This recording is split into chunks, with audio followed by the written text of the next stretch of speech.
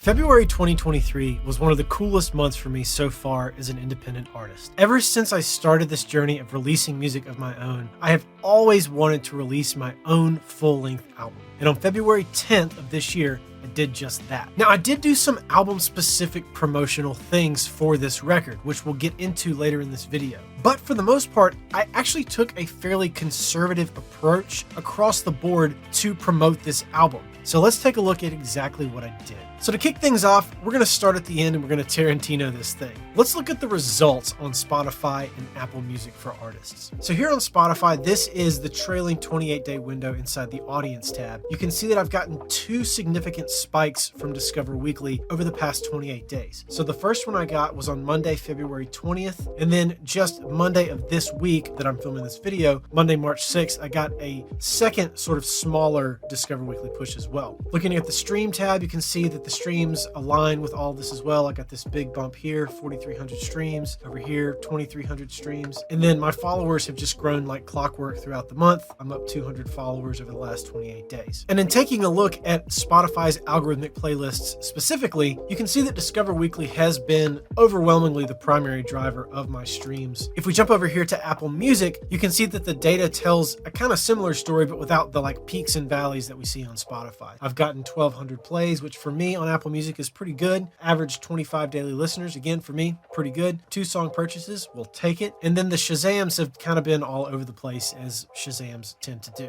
The cool part for me, though, on Apple Music is that the majority of my listener base is coming from New York, London, LA, Manchester, and Toppenish, which I don't know where Toppenish is, but I can tell by the heat map here that it is in the UK. I'm happy about this because these are the areas where I have been focusing my attention and effort with my ads. All the things I've been doing in terms of location have actually been paying off how I hoped that they would. Okay, so how have I been promoting my music throughout the month of February of this year? First, let's start with Facebook ads. I'm always running Facebook ads literally every single day until they cancel my credit card, which hopefully will be never. This year, I have decided I'm only going to be spending $10 a day. This was difficult for me, having just released a full-length album. I wanted to push it harder, but again, as I stated earlier, I wanted to be a bit more conservative about this and sort of see how it would play out. So in the month of February, the last 30 days in this view, I've only spent $10 a day on Facebook ads and no more. These are my results for the past 38 days. I've gotten almost 1,200 views content, 25 cents per view content, and I've spent about $300 exactly. So if we click through here,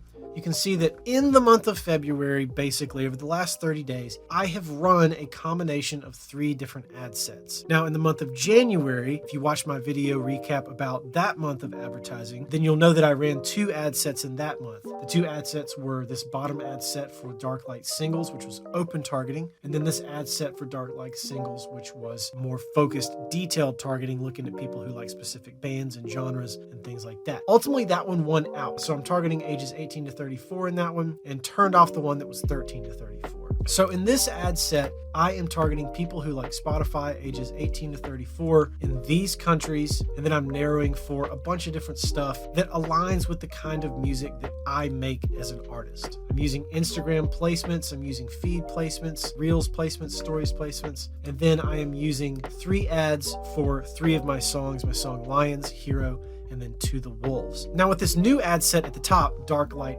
Album, I'm using the same 3 audio portions of those ads for Hero, Lions, and To the Wolves, but I switched the ad so that it would have the cover art of the album on it rather than the cover art for the single. So if we jump over to kind of what my landing pages look like, this is my landing page for my song Hero. This is the single version of it inside of the singles ad set, which has the single cover art, and it links to my artist profile on Spotify, and then it links to Hero in the context of the full-length album on Apple Music. For the album version, it's exactly the same, except it includes the album cover art rather than the single cover art. So all roads lead to Rome here, essentially. I am taking everything and routing it either to my artist profile on Spotify or to the song on the album on Apple Music. So those are sort of the standard things that I did to get the results that I got on Spotify and on Apple Music using Facebook ads in the month of February of 2023. But I also tried some album-specific promotion, and specifically, I used the Marquee feature on Spotify.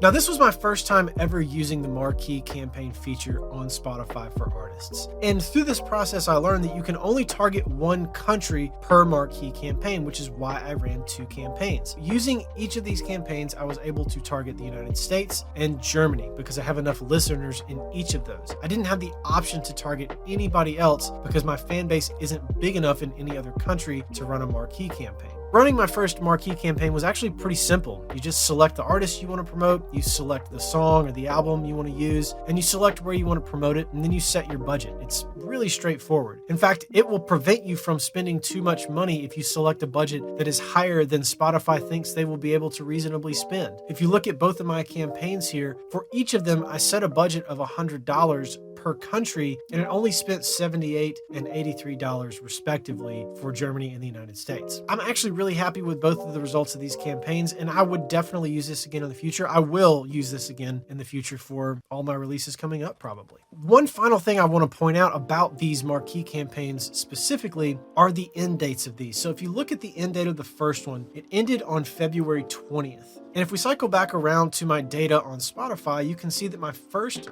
big Discover Weekly bump happened on Monday, February 20th, which was the day my first campaign ended. For my second campaign, it ended on March 5th, 2023. And again, if we cycle back around to my data, you can see that my second sort of substantial Discover Weekly bump was on Monday, March 6th, a day after that campaign ended. So I don't think there's any denying that these 2 Marquee campaigns had a significant impact on my music's ability to get on Discover Weekly and get an algorithmic push from Spotify. So this is how basically the month of February went for me marketing my music, specifically my first album release, and just my music in general, using overall a conservative approach. Now, if you enjoyed this video and you want to learn more about how I use Facebook ads specifically to market my music on Spotify, then check out this video right here. And as always, thanks for watching, and I'll catch you on the next one. Peace.